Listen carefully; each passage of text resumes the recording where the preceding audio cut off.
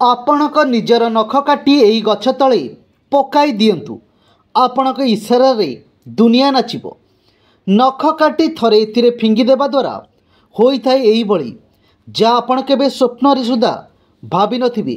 जानि नियंतु आम हिंदू धर्म रे अनेक पुरा कालरू एभली अनेक परंपरा चली आसुची जाहाकू आज भी सेतिकी निष्ठार सहित पालन करा जाउची। एई बळी एक परंपरा नख सहित जड़ित अटे। घरर गुरुजन माने सप्ताह केउं दिन नख काटिबा उचित एवं केउं दिन उचित नुहे से विषय रे सबुबले सतर्क कराई थांती। किंतु कही रखिबु जे नख सहित जड़ित किछि विशेष तोटका मध्य रहिछि जेउ विषय रे आजिकार लेखारे आमे आपनकु कहिबु। विशेष करी मंगलवार, गुरुवार एवं शनिवार दिन नख काटिबा उचित नुहे। एपरि न करिवार उभय धार्मिक एवं वैज्ञानिक कारण मध्य रहिछि।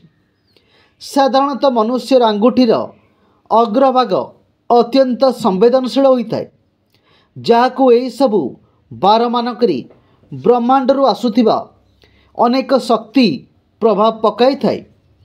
तेणु एई दिन मानकरी नख काटिबा वर्जित माना जाई थाए। एमितिरे मंगलवार मंगल ग्रह सहित जड़ित एवं मंगल मनुष्यर रक्त सहित संबंधित अटे। सेही बळी गुरुवार बृहस्पति ग्रह किंबा गुरु ग्रह सहित जड़ित अटे जहाँकि मनुष्यर बुद्धि एवं शनिवार दिनटी शनि ग्रह एवं मनुष्य सहित यह मनुष्यर चर्म सहित संबंधित अटे। तेणु एही सबु दिन मानकरे नख काटिबा द्वारा ग्रह मानकर अशुभ प्रभाव मध्य पड़ी थाए। मान्यता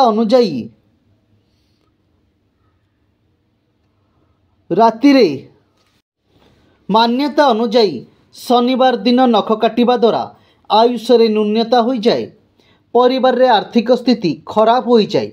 सेही बळी गुरुवार दिन नख काटिले संतान संबंधी समस्या आसी थाए। अनेक प्रकार रोग मध्य देखा देई थाए।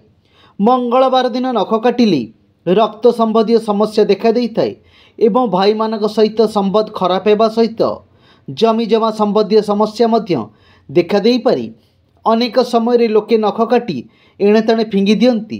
तेबे कहिबाकू गले एही अभ्यास आपणक पई समस्या सृष्टि करि पारे। एहा द्वारा आपण निज जीवन रे समस्या को आमंत्रण देई थांती। आपण एभली कले हुए तो सेही कटा नख को उपयोग करी लोके जादू तंत्र मंत्र करि पारंती। कारण लोके स्वाभाविक भाव में निजर शत्रुता पाई निजर विरोधी उपरे जादूटोना करिथांती एवं लोकों को प्रभावित करने को चेष्टा करिथांती। यह द्वारा वास्तव में व्यक्ति उपरे खराब प्रभाव पड़ी थाए। तेणु नख काटी सारिबा परे ताकू एणे तेणे फिंगंतु नाही। एमितिकी राति रे नख काटिबा मध्य वर्जित माना जाइछि। एहर अनेक धार्मिक और वैज्ञानिक कारण मध्य रहिछि। तेबे एभली काम आदौ करिबा उचित नुहे, नचेत आपण समस्या रे पड़ी पारंती। एमितिकी घर भितर बसी नख काटिबा उचित नुहे। यह द्वारा घर को नकारात्मकता प्रवेश करिथाए। यह द्वारा माता लक्ष्मी विरक्त हेबा सहित संपर्क रे मध्य तिक्तता आसीथाए। किंतु नख काटिबा जरूरी अटे। तेणु किछि नियम अनुसार विशेष दिन रे काटिबा उचित। यह द्वारा स्वास्थ्य पई मध्य भल होइथाए। संक्रमण रु बर्तिबा पई नख काटिबा निहाती जरूरी अटे। नख काटी सारिया परे से नख को दुब घास मूल रे